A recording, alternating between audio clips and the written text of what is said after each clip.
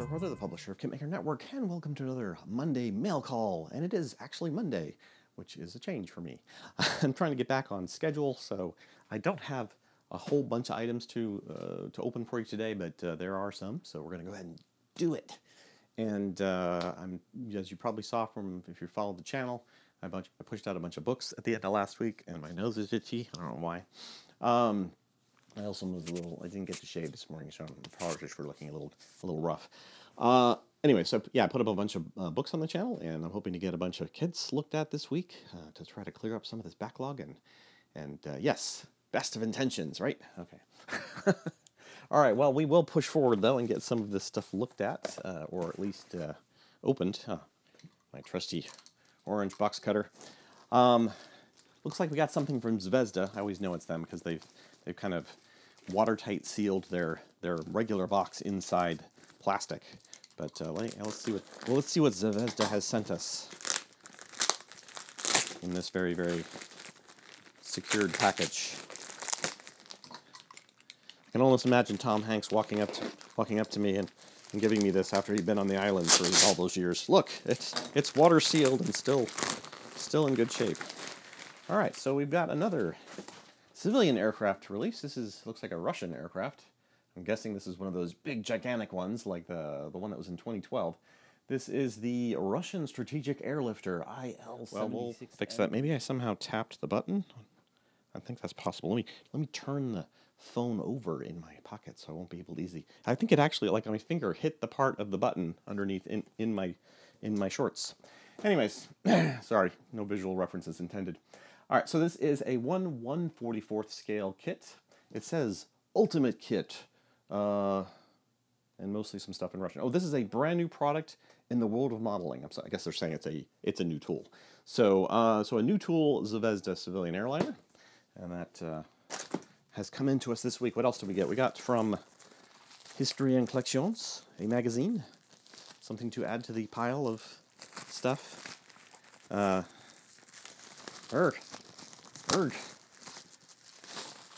It is a Steelmasters, number 147. Unfortunately, mine probably my mail got, oh, actually, is that? Oh, it looks like it actually got damaged or something, like its pages look like some of them are melded together, but yeah, still good enough to read. But yeah, that one is the Steelmasters 147 April edition, and these are in French, by the way, just to give you an idea of some of the backlog that I'm talking about. All right, so here's some of the books yet undone.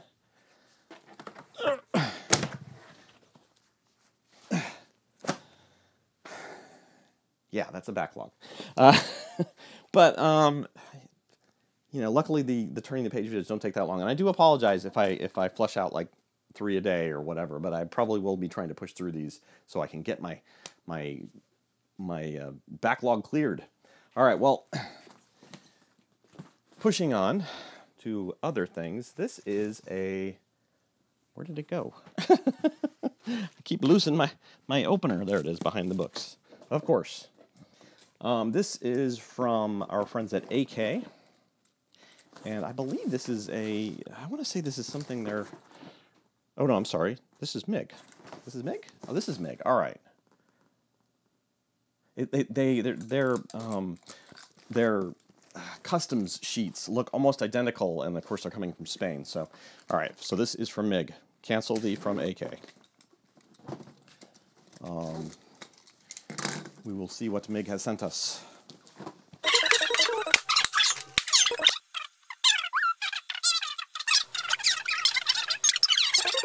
But, all right, there it goes.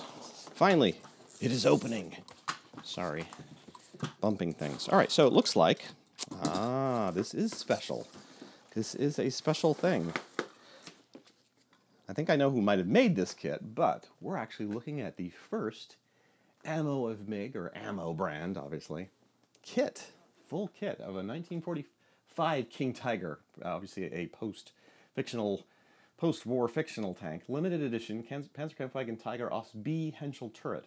It's a 2-in-1, can be March 1945 last version or July 1945 project. So, well, actually, I said 1945 fictional thing, but obviously the war went through 45. So, but But yeah, so the end of war period, King Tiger. Well, I will definitely be looking at this soon. We will tease a bit, and I will crack the box early. Don't tell anyone. But yeah, we're looking at. I'm gonna guess Meng probably made this kit for Meg, because just looking at the boxing and the style of the box and so forth, it looks very, very Mengy. I might be wrong. Maybe I'm wrong. It's possible. It could be that he contracted all of his own people to suddenly create kits on his own and so forth in China. But yeah, but I'm going to guess that's a kind of in cooperation kit with Meng, which he may have paid for the kit to be produced and so forth. So they may just be the producer of the kit, which that happens a lot with various things.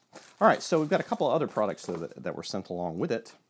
We've got the one-shot primer, which these are in, I'm not sure how many milliliters these are, but I would think that would be something you'd put right on the front, but it doesn't look like it. Oh, there they are. There it is. 60 milliliters. These are 60 milliliter. Here, I'll just keep that light there. 60 milliliters. We've got a one-shot white primer, and then a one-shot darker gray, or black. Actually, this is black primer. So, and these are all new, I believe. And we also got in some of the Oilbrusher. I got my shirt dirty. Oilbrusher systems here, which I believe he's got a video out for these that just came out, but I'll link it below in the description. But these are a new system which basically have like a little application brush, and they're oil paints, obviously. But and you use them and put them back in, almost like makeup, but for modelers. Makeup for modelers. There we go. This one's Dust, and they also sent us Starship Filth. I like it. Dark green, ammo yellow, black, and dark blue. So those are all available. Let's see if I got them all. And then there's two pieces, two of the rubber bandy supporter things in here, which are probably, I'm guessing, are for me, but here, hold on. There's a note. 5 new screws, ammo. The model has the following features. It has 5 new screws featuring 144 unique components, 184, excuse me. Intuitive, easy to follow instruction booklet that will make for an intuitive and easy assembly experience. 8 color profiles from late war camouflages to completely new what-if schemes. So there are some what-if in there. Haha. See, haha. I kind of was on the right track. Very cool. It doesn't mention the bands, but yeah, I think these are probably bands in support for cancer, I'm guessing, or something. I can't read it yet. Or maybe they just say Meg on them. I'm going to have to use my cutters because this plastic does not want to break. Ammo for Life. Yeah, I think Meg has I want to say a charity. This is Ammo for Life, and I believe he talked about this recently on Facebook or something. So I will link that also in the description. And I will wear one if I can get this over my hand. Sometimes these things are really tight. As long as it doesn't cut off my circulation, I'm good with it. There we go. Oh yeah, it's fine. And once it's on there, so. All right. So that's everything we got in this week. What else do I want to talk about besides having a lot of work to do with books and just a few kits over here? I still have a lot of Zvezda kits. I'm going to have a Zvezda week, I think. In fact, I will try to pump out a kit today that I can do a quick review on. Maybe the new aircraft. I don't know. We'll see.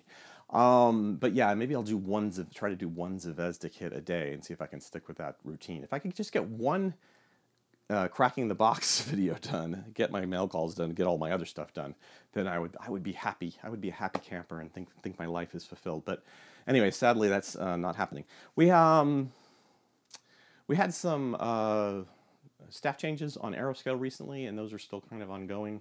So we're gaining people, losing people, and so forth. But we still are looking for additional editors on Aeroscale. I know a couple of you poked me about it or sent me emails and kind of inquired about it earlier, I think when I mentioned this a couple weeks ago or 3 or 4 weeks ago in a previous email, and I appreciate every time somebody contacts me, I appreciate it. But you know, sometimes I literally get a flurry of 50 to 100 emails in a day, so you have to keep pestering about practically everything. And the people who know me or know that they've dealt with me on samples and stuff. I mean, I hate to say it because it sounds like I'm just a freaking you know, flake, but it's just the amount of email I get in, and sometimes not everything I deal with, but some things fall off the radar. So you need to put yourself back on the radar if you feel like, oh, well, you know, he said nice things in the original email and then he never emailed me back. Well, probably because I had every intention of emailing you back or sending you that, you know, those kit samples or whatever. But unfortunately, like that never translated into getting on the list, which would facilitate getting a sample and so forth. So yeah, it is kind of unfortunately that scenario with me where I'm just a little bit overstressed and overtaxed with too many things going on. I'm good at multitasking, but I'm only good to a certain point, and then I start to break down, and the brain starts to, you know, have issues. Anyway, so yeah, be persistent is my moral of the story, and why I brought that up. And actually sometimes I will let something slip or not respond or whatever, and see how persistent somebody is if they're really interested in this, you know, say staff position or whatever. Because to be very fair, I only want people coming on staff that are very, like, very persistent and very, very stubborn almost, in the sense that they, you know, they really want this and that, you know, something they want to do. Because I've just found in the past that if it's somebody who kind of sends me one email and then I write back, and then it's a couple weeks and then they write me back again, it's like, I don't know if that's quite the level of interest that I'm looking for or that, you know, the other people who work on staff that manage some of our sites are looking for just, you know, energy levels and things like that. I don't want to get too deep in the weeds on all this stuff, but yeah, you know, we look for like personality characteristics and so forth, and we're trying to find people who obviously this is something that is a good fit for them, because, you know, we don't want you to come on board and then be unhappy with being, you know, whatever it is that you want to be doing. We want to set you up properly and, you know, like get you in the right position and you know, have you be happy and so forth. We don't want people to come on and then go, oh, I didn't know it was going to involve work. Oh, geez. Because yeah, it's kind of like work. Anyways, so yeah, we are looking for people on staff. I think I've mentioned it before, maybe in a few videos. Not just for Aeroscale, but for pretty much, you know, like half of our sites still need editors and so forth. And I don't know if it's just a kind of a thing with the internet right now. I mean, obviously, this type of stuff requires a certain amount of hours to kind of meet the basic minimums. But yeah, and we all are very busy and have our own little, you know, areas or projects or things to read or TV shows to catch up on and books to read and movies to watch and sports programs to watch and so forth. So yeah, that's the nature of modern civilization, I think, is we all have limited time and too many things sometimes we want to do. So for the people out there whose lives aren't overfilled and you're looking for something to add on, then this might be something for you. Like especially the guys out there who are retired and they don't, you know, it's like they need some things to fill up time with. Anyways, so please contact me or contact Kevin Brandt, who's the pretty much at this point kind of running Aeroscale. He hasn't officially gotten the title yet, but he's doing the job. So yeah, he's on his way to essentially being the editor-in-chief for Aeroscale.